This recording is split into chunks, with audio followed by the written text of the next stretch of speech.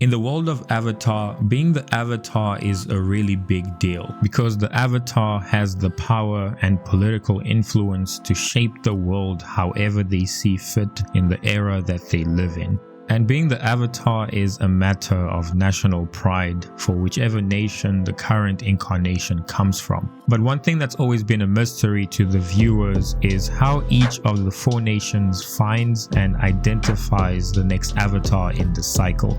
We know from the original show that the identification of the new Avatar usually occurs in the childhood, and each nation has their own way of identifying the new Avatar. If it's not immediately obvious like it was for Korra, there are other things that can hint at the spiritual connection to the Avatar lineage. Out of the 4 nations, we only know for certain how 2 of them handle this process. In book 1 of the original show, we learn the process that the airbenders use. And in The Rise of Kyoshi, we get some insight into how earthbenders go about this process. But as of right now, we know nothing about the other 2 nations. That's still a mystery for now. But there are a few theories and clues from the real world and the lore of Avatar that we can look at to try and come up with some answers.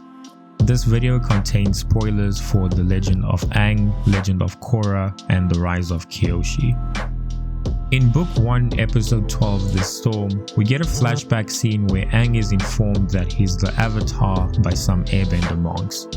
They presented him with thousands of toys to pick from when he was a little kid, and he picked toys that happened to be the 4 Avatar relics, toys that belonged to past Avatars. The idea behind this is that if the child chooses to play with only 4 specific toys, it's a strong indication that they might be the reincarnated Avatar.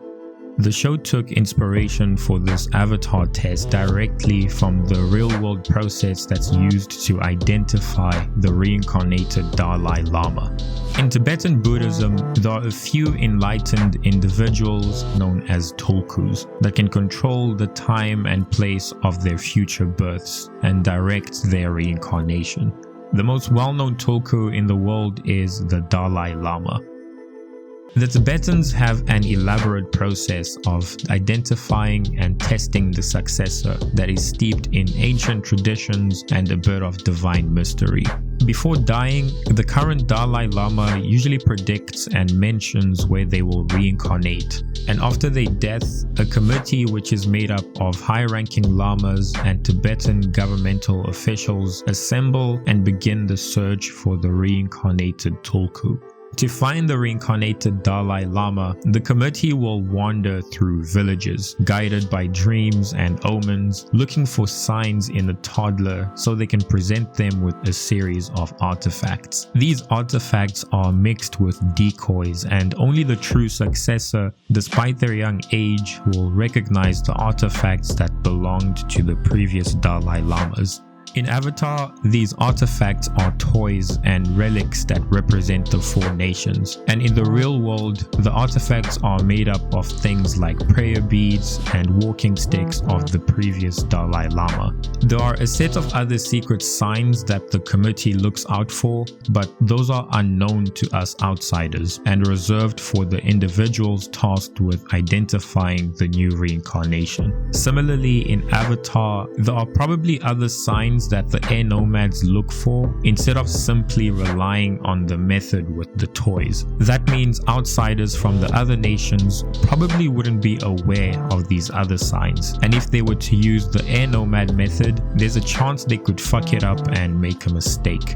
This has actually happened before in Avatar history and resulted in a random kid being misidentified as the Avatar. In The Rise of Kyoshi, we learn that 2 of Avatar Kuruk's friends from his team Avatar, Kelsang and Jianzhu, were tasked with finding the next Avatar who would be an earthbender. After 7 years of searching, the 2 men had a bright idea. Why not use the air nomads method of finding the Avatar, since the Earth Kingdom's methods were insufficient? One of these men is a disgraced air nomad named Kelsang. that was once one of the most respected masters among the air nomads. He fell from grace and became an outcast among his people after committing mass murder to save an Earth Kingdom village. And this breaks the air nomad traditions and beliefs about the value of life. So he was cast out. He somehow managed to steal the Avatar relics from the Southern Air Temple and traveled with his companion to a remote village to find the Avatar.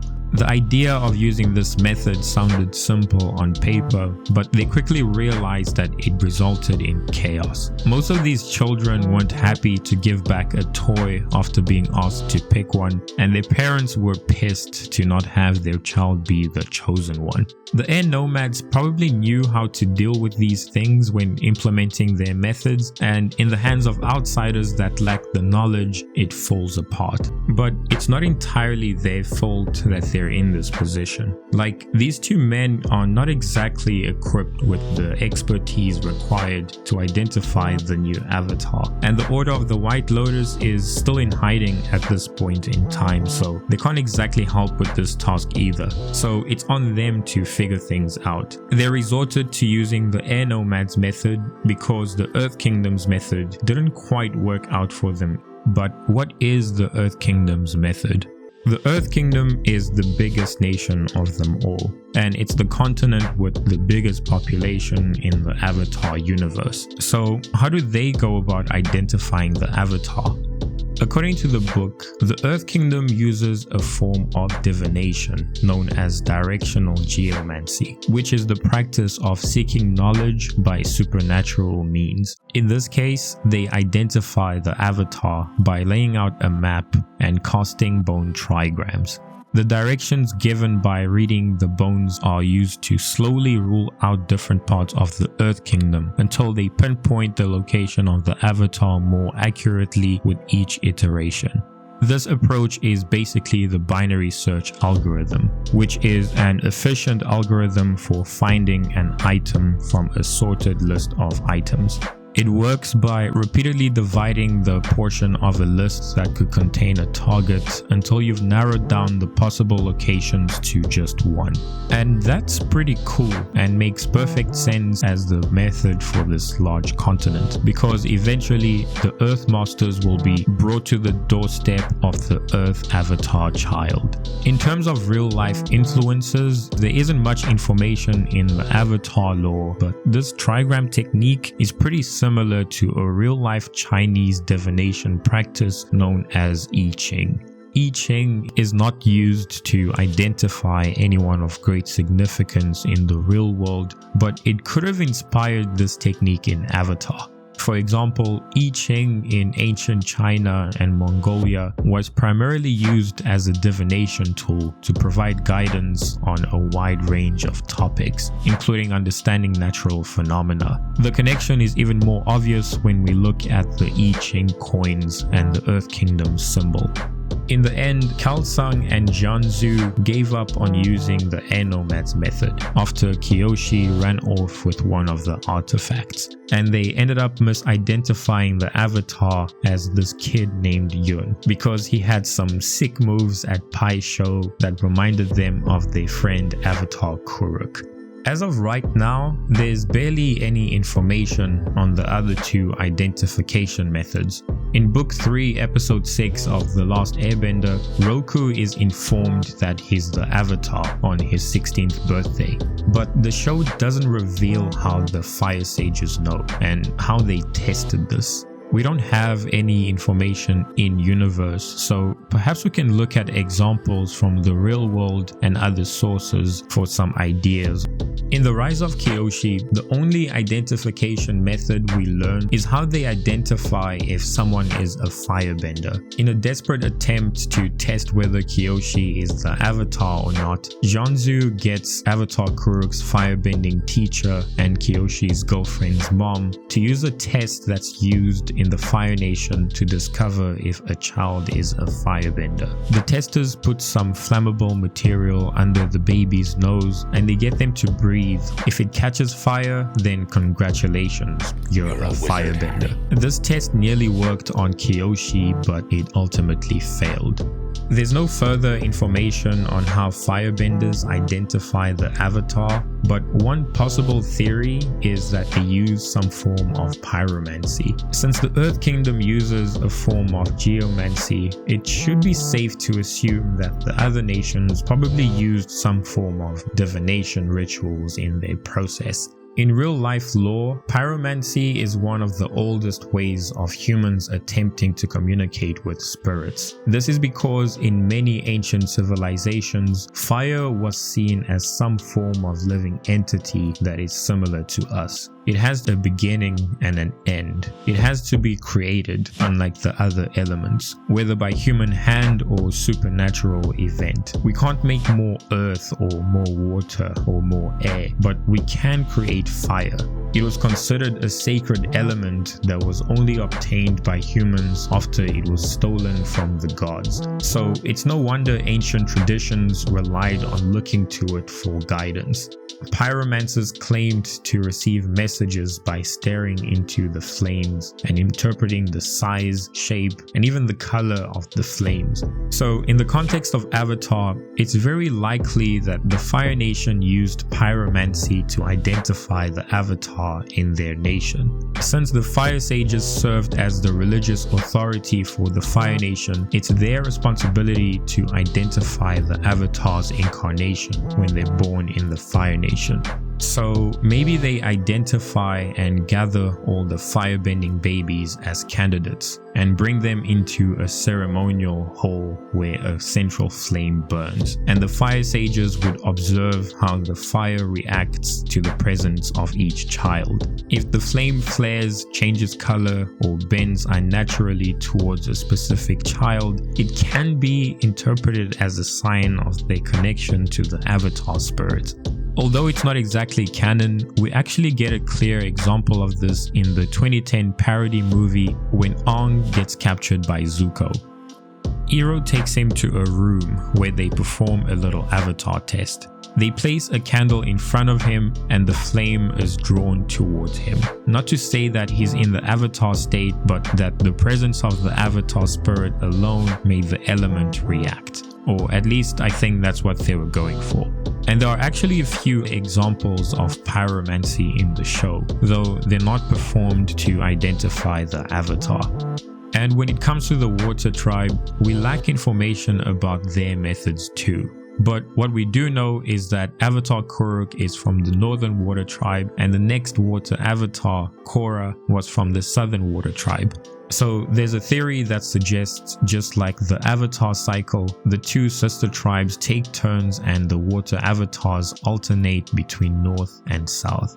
This would narrow down the search for the avatar in their nation. And this would make sense since the water tribe cultures and traditions are filled with themes of balance and interconnectedness. Since the water tribe is based on real-life Native American cultures, it's safe to assume that they probably use some form of hydromancy to identify the avatar. In the real world, indigenous tribes in North America were known to practice their own forms of hydromancy.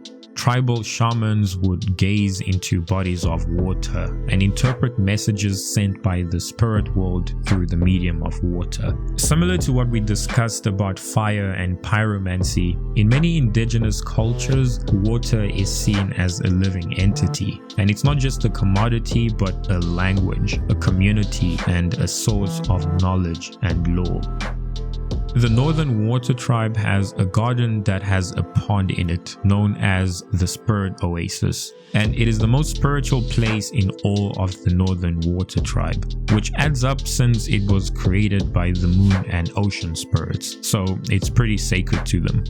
Avatar Kuruk tried using it for his wedding, but things went wrong for him. And Princess Yue was brought here as a newborn by her parents, and the moon and ocean spirits saved her life. So this place seems to be pretty important to the Northerners. It wouldn't be far-fetched to assume that they use it for their avatar identification rituals. They probably bring child candidates one by one to the water's edge and the spirits judge them. Or maybe the water will glow and create special ripples in the presence of the avatar. We see an idea like this in the parody movie. Ong gets tested with some water poured in front of him, and it moves by itself. So we can probably assume that water will behave differently around the avatar. And we don't know how they do it in the south, but they probably use a similar practice with observing water ripples. Since they don't have a spirit oasis, they probably use a regular pond. Or maybe the Southern Water Tribe avatars possess the ability to bend more than one element from a young age, like we see in Korra. Who knows? So we've gone over the possible ways that each nation identifies the avatar's incarnation, but is that really it? Could there be other ways this can be done? In the Rise of Kyoshi, after the avatar was misidentified as Yun, Kelsang and Jianzhu saw some hints that maybe Kyoshi is the real avatar. So in order to verify this, Jianzhu took Kyoshi and Yun to a remote location where they encountered an ancient and powerful spirit called Father Glowworm. It's not revealed in this book how Jianzhu knows about this spirit, but he knows that it can help him identify the true avatar. He confirmed that it was Kyoshi, and the rest of the story goes on. This shows that maybe the traditional tests aren't the only way an avatar can be found and identified. Maybe in the past, other avatars were identified through spiritual intervention. The established methods we see in the four nations are reliable, but the Rise of Kyoshi proves that mistakes can be made, misidentifications happen. And if the avatar cycle is so crucial to the balance of the world, wouldn't the universe itself have fail-safes, a way to course correct when humans get it wrong? Maybe spirits like Father Glowworm, the lion turtle, or even Rava herself have always played a quiet role in guiding the world towards the right avatar, whether the humans recognize it or not. If you enjoyed this video, please hit the like button and subscribe if you haven't already. Thanks for watching. Cheers.